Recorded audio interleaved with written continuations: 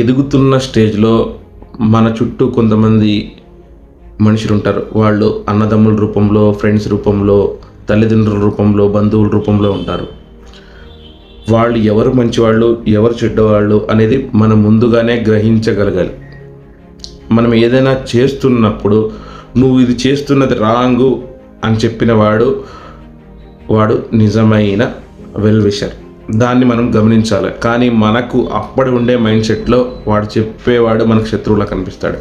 నువ్వు ఏం చేసినా సూపర్, నువ్వు ఎక్సలెంట్, మార్లెస్, నువ్వే హీరో అని ఎవడైతే నీకు భజన చేస్తాడో వాడు లాంగ్ టర్మ్లో నువ్వు ఎప్పుడు కింద పడి రోడ్డు మీద అడుక్కు తింటావా అని దాన్ని లైవ్లో చూడాలని ఆశపడేవాడు నిన్ను ఎంకరేజ్ చేస్తూ ఉంటాడు. ఎవడు నిన్ను మంచి కోరేవాడు, ఎవడు చెడు కోరేవాడు అది నువ్వు గమనించాలి. దానికంటే ముందుగా నువ్వు చేస్తున్నది కరెక్టా కాదా అని నీకు నువ్వు తెలుసుకోవాలి.